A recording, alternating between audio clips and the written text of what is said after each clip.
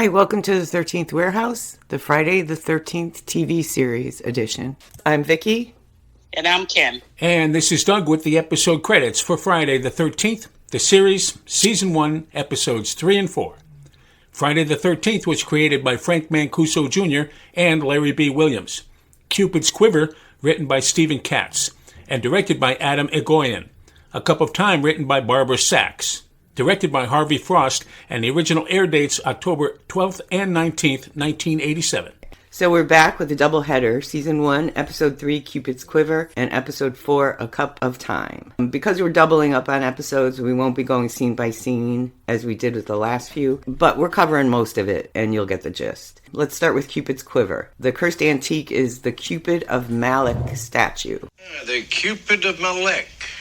Yes, I remember picking that up in Cairo. That was commissioned by one Salam Malek in 1453 in Italy, in Milan to be exact. It was said that Malek was so ugly that no woman could look at him without turning away. That got him pretty upset. So he vowed vengeance on all those who denied him love. He had the Cupid cast in his own image. This episode kind of reminds me of the Warehouse episode, Merge with Caution, where the artifact is Mata Hari's stockings. Do you remember that one? Oh, yeah, but her stockings were prettier. Definitely. The stockings, they made men fall in love with the wearer and give away their money. Then they lose their sanity and resort to violence. The statue also makes the woman fall for whoever possesses the statue, but it eventually leads to murder. So number one, I have a problem with the fact that this first guy, well, he spits in his hair, which is gross.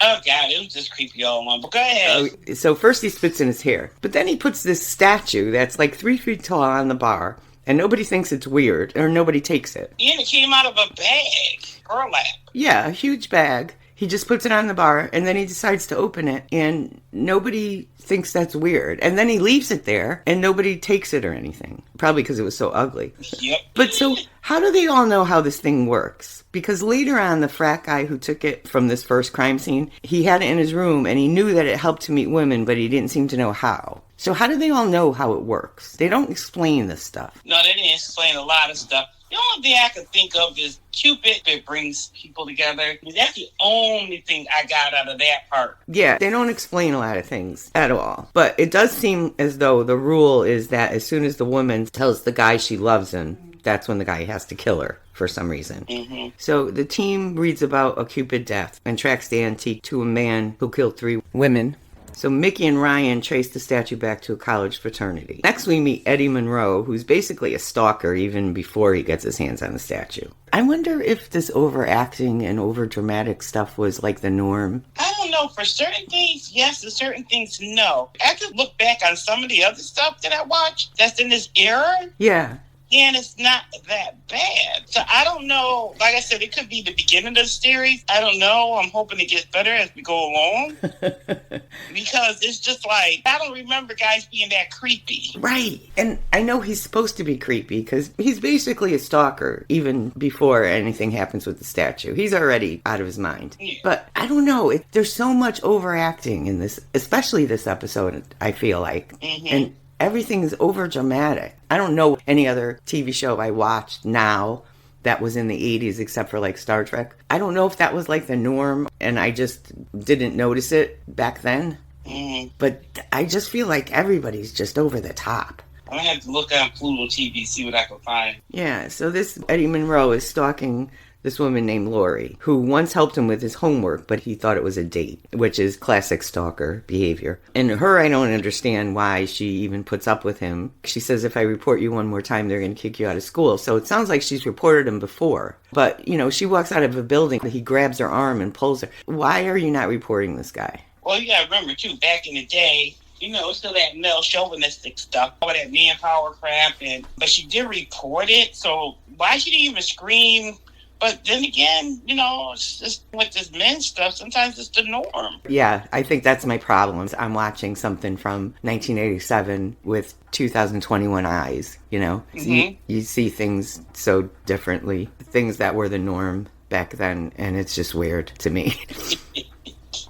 So he steals the statue from one of the frat boys when he hears that it can somehow attract women. Jack has a plan, and he inserts himself into the frat party as the bartender with truth serum drinks. So he's hoping to get some information about who has the statue and where it is. And Micki and Ryan search the party and all the frat rooms for the statue.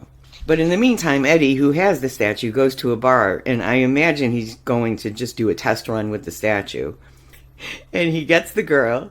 She tells him she loves him. He squirts honey on her hands. And then he fills his truck with bees to kill her.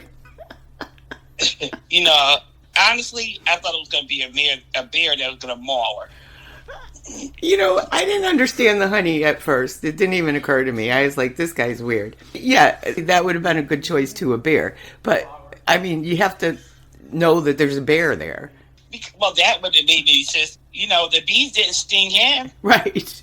He threw his... But wait a minute. Did it sting him? I don't think so. He wanted to say he got something on his face, or did he have that mark on his face, on his cheek?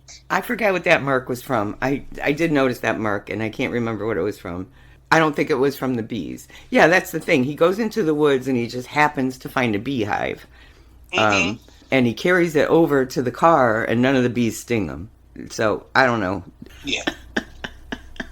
Oh, my God. That's kind of the funniest way to kill somebody that I've ever seen. And then they didn't even show her with all the bumps on her face. Nope. Nobody goes, oh my gosh. And I'm going, wait a minute. Because normally that's what you would say. Yeah. She got stung so many times. Oh my God. She must have been allergic to bees or nothing. Right. So at the party, the truth serum works and they find out that Eddie has the statue. Jack finds the dead bee girl in the woods. Like you said, he doesn't mention anything all over at all because he first thought it was Lori. And then the frat guy, whose room the statue was stolen from, arrives there too.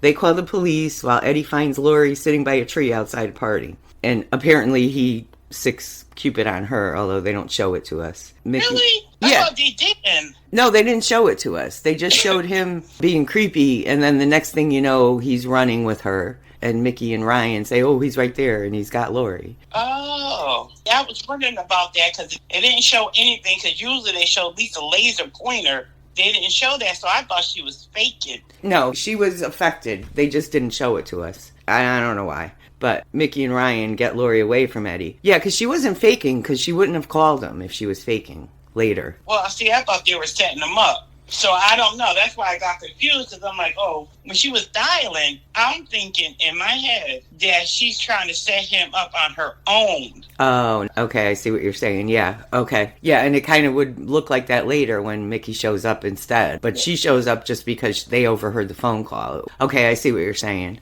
Because even when they're trying to talk to her, she says, so what if he took a couple of pictures of me? That wasn't the way she was reacting to things earlier when he was stalking her. So Ryan grabs the statue from Eddie, and Eddie gets away. Okay, now this was ridiculous too. Now, how many times throughout this episode did Ryan and the cop and whoever say they removed evidence from a crime scene and that's a crime? How many times do we hear that? What? Right. So this campus police comes and he confiscates the statue because it was removed from the original crime scene, and he even says that. But in the dumbest move I've ever seen, he gives the statue back to Eddie. Yep.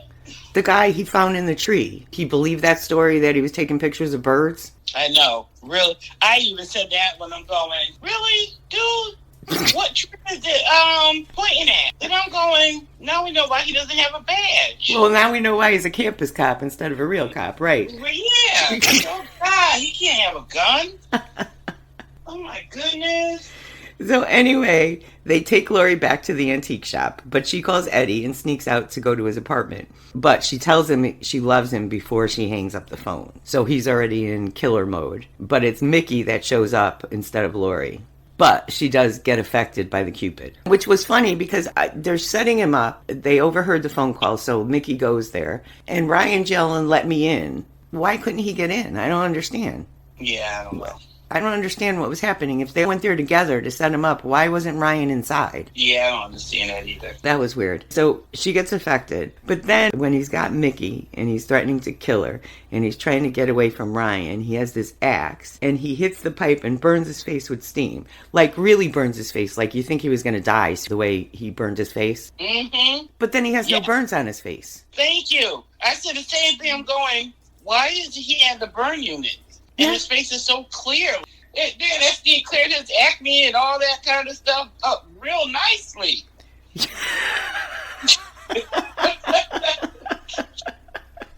And he's able to still run, and the stain is up to his face, so his hands are not even scarred, because immediately you go to your face, it's still, the steam is still coming out. You're still screaming, but your hands are just nice and lovely, and so is your skin. True, that's true. I forgot about the hands. Yeah, I'm just like... Ryan goes after him, and Eddie falls from the rafters and dies. I assume he's dead. So his death breaks the spell that he had on both Micki and Lori. Pretty much, Ryan did nothing to save Micki. Nothing, because the guy burned his own face and let her go. And then the guy fell off the rafters by himself and died. So Ryan really did nothing. Yeah. Except chase him around. Mm-hmm. So I did notice that Ryan had a lot of Pete qualities. Mm-hmm. Like when he was reading the comics while Micki was trying to read the article about the Cupid murder.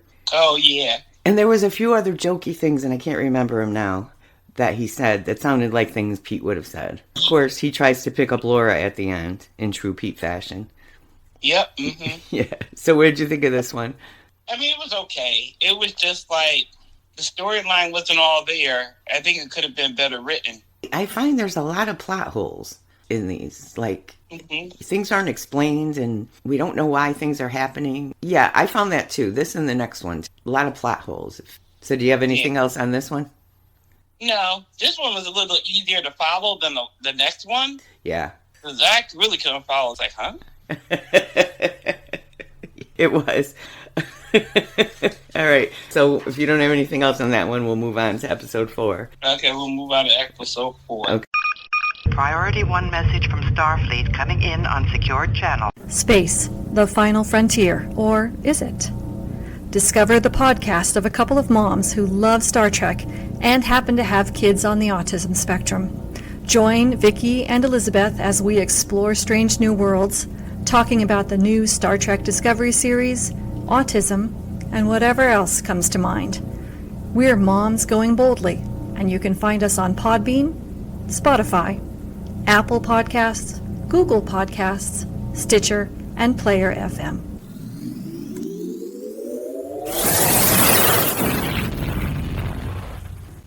Hey, Dud Gramley here from Yeah, That Can't Be Good. Please join Kym, Vickie, Skip, and myself over at Yeah, That Can't Be Good for an episode-by-episode podcast of all things Eureka. You can listen at eurekarewatch.com on Apple Podcasts, Podbean, or wherever you get your podcasts. And we're back. So the title of this one is A Cup of Time. And by the way, I did come across another YouTube playlist of the series, which I also have posted on all our web pages. So you guys can compare and choose which has the better audio or visual, or if there are missing episodes on one list, maybe you'll find them on the other list. I'll post both links on every episode we do. In this one, the cursed antique is the Swapper's Ivy teacup. There it is. Swapper's Ivy. It doesn't exist anymore. At least I didn't think it did. Let me see. It was indigenous to Ireland, 13th, 14th century. It was an evil plant, or at least they thought it was. They thought they'd burned it all. If you had it, you could use it to trade for whatever you wanted. So this one reminded me of the Warehouse episode Age Before Beauty, where someone was stealing youth with the camera. Remember that one? Oh, yeah. I have to say, I liked this episode much better than the first one until we got to the middle when Lady Di got old again. Yeah. That was kind of a hilarious makeup job. Yeah. That was like, I don't know what that was. I did like this one better for a while, and then it just went downhill when she came out as old. So the story is that someone's killing homeless people in the park by offering them tea from a cup, that the vine decoration on the cup comes alive and strangles the people. We don't know why at first. We eventually find out that the culprit is a singer named Lady Di, and it's Lady D-I-E. And she's stealing the youth of her victims to keep herself young. And she's also kind of a bitch. It's happened before.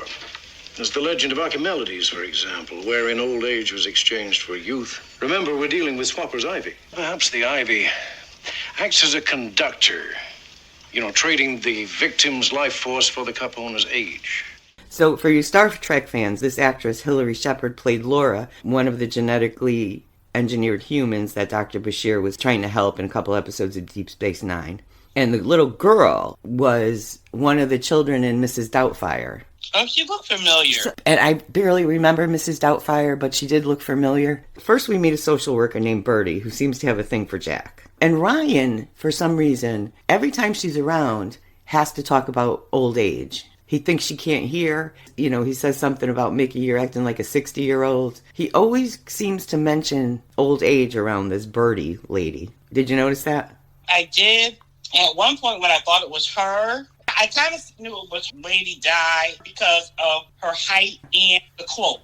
Even though you couldn't see her face, you hear her voice, and I'm going, okay. But then all of a sudden, I'm like, wait a minute. Is it the old lady? Yeah, they made us think it was Bertie. So I said that was the only thing that was a little interesting, and I got confused. But I'm going, about time there's a little plot twist there for me. Yes. It just kind of threw me off. The only thing that upset me, too, was that none of these people turned old. You're taking my youth from me, but I'm still young? That don't make no sense. Yeah, it just killed them. That was weird. You expected to see the vine wrap around their neck and make them old.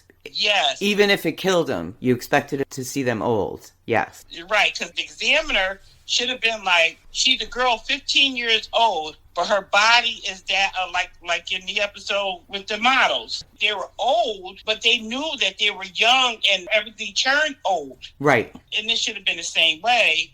When you take something from somebody, you're taking it away. So why wasn't it taken away? All they did was lose their life, but they didn't use their youth. No, I see what you're saying. And yeah, that would have been better to see it that way. Yeah. So Bertie mentions the murders that are happening in the park. And she also mentions a woman named Sarah who disappeared earlier in the year. Sarah, obviously, we find out, is Lady Di. But how is she such a popular singer if it's only been a couple months that she went missing? But there's people missing before her. They were talking about the people that were killed in the park. And she said there have been others that were killed in the park. And then Micki said, oh, and what about that woman? And she goes, no, she wasn't killed. She's just missing. So it sounded like she's missing, so she turned into Lady Di. So I don't think she was killing people before she turned into Lady Di. She could have been killing people before then. I mean, then Bertie would have seen her young. Right, but if she didn't kill enough people, remember, she also started to age, so she had to keep on killing. Right, and so as soon as it wore off, you had to kill again. I think if she killed one person, she would have looked younger to Bertie. Bertie could have caught her, like I'm saying, on her off day, that she didn't kill enough people yet. It seemed like she only had to kill one. Well, I guess she has to keep killing to keep young, but she only has to kill one to be young for whatever amount of time. I see what you're saying. Because even at one point, we see her old in the park. Right, but that's my point. So I'm thinking Bertie had bumped into her while she was old in the park before she killed the next person. Well, Bertie was her social worker, so she was around her a lot when she was old. She was one of her clients. But the thing is, Bertie also said she was not even 70 years old yet, the Sarah person. So it seems like you use the cup, you become young, but when it wears off, you're even older. Because the woman that we saw running around the park looked like 150. Oh, yeah. So it seems like every time you use the cup, when it wears off, you're even older yourself. Oh, okay. There's no other way to explain what she looked like when it wore off, because that's not a 70-year-old. Right. In any stretch of the imagination. So Micki and Ryan offer to look into the homeless deaths, since Bertie says the police aren't doing much about them. When they go to the medical examiner's office, Ryan finds some leaves, which Jack identifies as swapper's ivy, and he says it was once considered an evil plant. They find that the ivy is on a teacup that was sold.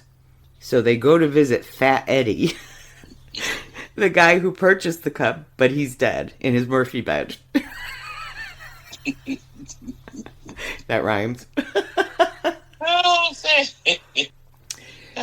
Then this little homeless girl comes into the picture, and, she asks for some tea in the park, and Lady Di gives her the bracelet to make her go away. But she sees Lady Di kill another homeless guy. Now, this girl really doesn't have much to do with anything. I mean, she does, but there's really no reason for her. Right. So Bertie recognizes the bracelet on the little girl who comes up to them asking for food when they're at the crime scene. and she recognizes that it belonged to Sarah, her client that disappeared. And then they find out that Fat Eddie was Sarah's brother. So it seems like Fat Eddie might have been her first kill. Oh. To steal the cup. That's what it seems like. They never actually say that, but it seems that way. Because, it's not like he died and left her all his stuff. Nobody knows he was dead. He was in that bed. Right. So I imagine he was her first kill when she figured out what the cup could do. So the little girl tells them about the woman who gave the homeless guy something to drink, and then she runs away. Okay, so let's talk about I'm a Little Teapot. Okay. What kind of... Seriously? Oh, was she singing the little song? But that was Lady Di's big hit. I'm a Little Teapot. I didn't even notice that. Yeah, they were playing it on the radio. And she's singing a rock and roll version of I'm a Little Teapot. And that's when Birdie's in the backseat of the car and, Mickey says, oh, you're smiling. And she said, oh, that was Sarah's favorite song. How is that anybody's favorite song? They were listening to it in the car on the radio. Whose favorite song is I'm a Little Teapot? What 70-year-old's favorite song is I'm a Little Teapot? Oh, sad. Oh, you got to listen to it on the radio. If you have a minute, go back and listen to the... Okay, I'll have this. Oh, my God. So Micki and Ryan pose as reporters to get to Lady Di, but she looks in a mirror and sees that her spell is wearing off. So she takes off. On the way out, the homeless girl steals the cup out of her bag. Why? Because she pretty much just puts it places and sings to it and sleeps with it. Part of me wants to say, how you want something that you can't have? Yeah. So it's not like the little girl has not seen that cup before. She's seen the cup before. So she wants the cup now. She sees the cup again, she wants the cup. Because kids want something that somebody else has that you can't have. So I think that's part of what I want to say. And like you said, sometimes when they say like kids who've been without or homeless or, orphan, they steal. They steal it because they think they're never going to have anything again. So my thing is, one, that she was told she can't have it. It's for grown-ups. Yeah. And it's like, it is a pretty cup. Yeah, I guess. You know, and then some people, they don't want anybody to steal their belongings, so they sleep with it. Yeah. Mm-hmm. But I understood that concept. Mm-hmm. Well, that's good, because I didn't see any reason for this little girl at all. Yeah. Except that they put her there to steal the cup. Like I said, I'd never really seen the show. Yeah. Part of me thinks that her and Birdie are going to have a reappearance. Oh, maybe. I don't know. Because she's staying with Birdie. They don't actually say. We know Birdie's a social worker, so we don't know if she's staying with her or if Birdie found her a home. They don't ever tell us. But yeah, I didn't even think of that. She's staying with Birdie. That would be good if they were reoccurring characters, because they seem to know what's going on. So at least we have other people who seem to know what's going on. Yeah, because they can use both of them. Yeah. After Lady Di takes off, she runs into Birdie, who recognizes her. Ryan and Micki find the little girl in the park, and they take the girl back to the shop. Ryan pulls a Pete and Micah and puts the cup on the desk instead of locking it up. Oh, gosh. I knew you were cursing the TV. All I kept on saying is, really? Here I go again. I'm going, really? Are you stupid? This is when I thought it was Birdie. Because Birdie's the one that breaks in. Me too. I thought that too. And then I had to think. I said, no, it can't be because she saw Sarah. But I forgot about that. And I was like, oh my God, it's her all along. Yes, and that's what threw me off. Then I'm like, okay, job well done, folks. Right. And I had to think about it for a while, and I was like, it can't be, because she saw Sarah in the street just a little while before that. But I forgot about that. Yes, because she seemed desperate to get it. So why are you desperate to get it if you're not using it? Right. Yeah, I think now that we know it's not her, I think that she heard about it, and she was desperate because, Jack didn't like her, and Ryan kept making old cracks. I think she just felt old and thought she was going to be younger. But she breaks in, and she steals the cup. And then she flags down a cab wearing a stocking over her head. Yeah.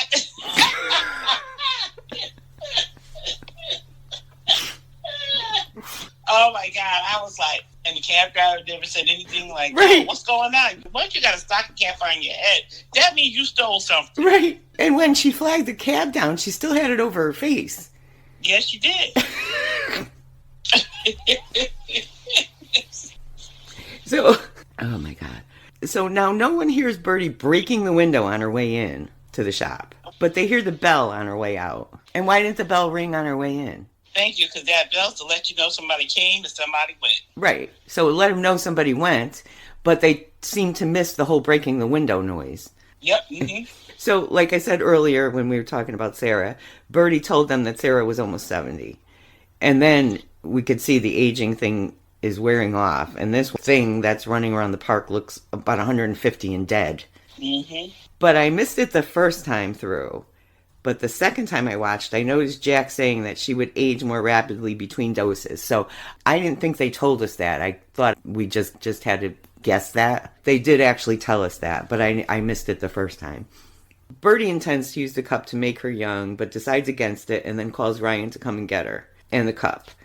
But when they get to the park, Bertie's gone. Lady Di catches her and smashes her in the head with a rock. Police come and arrest Micki and Ryan, and they send Bertie to the hospital. And then Jack tricks Lady Di into giving him the cup by posing as a homeless person because he just happens to have a wig in his pocket when he goes to the park. Mm-hmm. You know, that would be more convincing if he was like Artie and carried a bag of things around. Right, yeah. But he doesn't. He just happened to have a wig in his pocket. Oh, let me take this wig with me. This part was weird too. Micki and Ryan, who were just arrested earlier, show up at Lady Di's trailer with Bertie, who's already recovered nicely. Yeah, nothing on her head, but there's nothing. She smashed her in the head with a rock. They took her away in an ambulance. Yes, they did. And so how did Micki and Ryan get out? Because she recovered so nicely and told him it wasn't them? Yeah. Mm-hmm.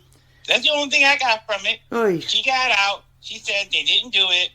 Because he even said she'll let us know when she comes to. Or one of them said something about when she comes to, she'll let us know. I was just like, wow. How are the leaves? Micki and Ryan and Bertie don't know that Jack finally got the cup. So they went to the trailer looking for the cup. But Lady Di comes out looking more like a corpse than earlier and falls out of her trailer dead. That pissed me off too because she should have been dust. When she fell, she should have just did poof. All True. that should have just been dust. Yeah, true. Like I said, I like this one more until we got into the aging Lady Di and it kind of got ridiculous. Yeah. So Bertie comes to take Kristen to wherever she's going. Like we said before, we don't know if she's staying with her or if she found her a home. And that was kind of it. So what did you think of this one? I like this one a little bit better because of the twist. Yeah. Because I honestly thought it was Bertie. Yeah. So when you could throw me off like that, then I gotta say, job well done. Yeah. No, I agree. The makeup on the agent, that was crap. And I wish they would have gave more of a storyline, more than what they did of the cup. Yeah. There's something missing. It just seemed like each one there's something missing. Yeah, because like Warehouse, you got a whole history of how it came to be an artifact.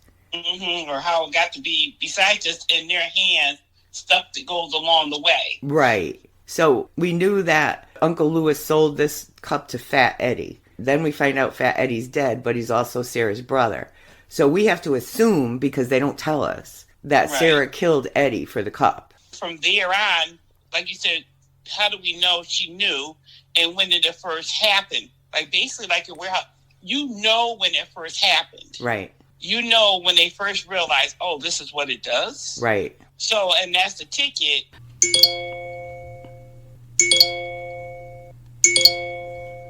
Just to avoid confusion, we're jumping back to Cupid's Quiver. The weirdo is Eddie Monroe, and the girl that he was in love with was Lori.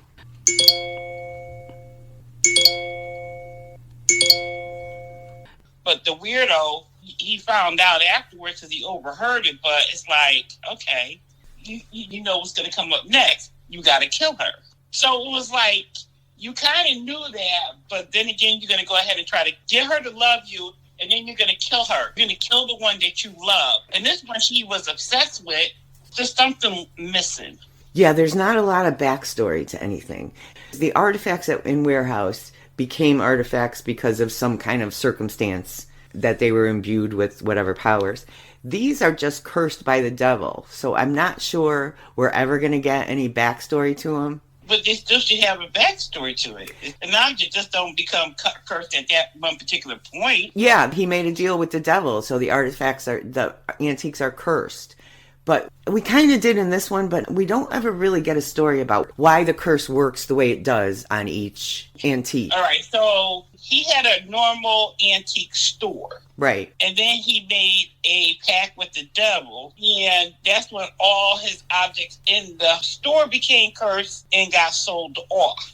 And we don't know what they do until it happens. That's what it seems like. Oh, okay. So I don't think we're ever going to get really good backstories. We're going to get a little bit of a backstory. Like Jack tells them a story about Cupid.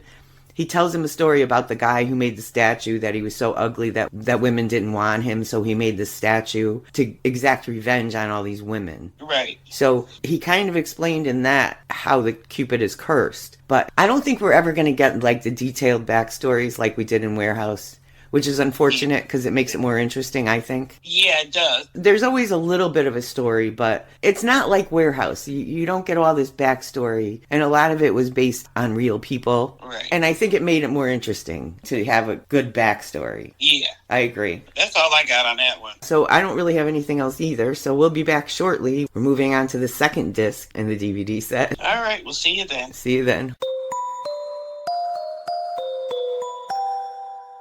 This is Doug, reminding you to follow us on Facebook at facebook.com/13th Warehouse, on Twitter at Eureka Warehouse, and on Instagram at Eureka_Warehouse.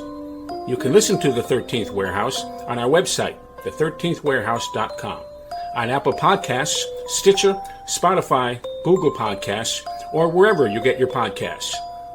Theme music for the 13th Warehouse, Friday the 13th, the Series Edition, Suspense Night, provided by Anton Kornienko. Pixabay user 147-98912. Free for personal or commercial use. See you next time at the Warehouse.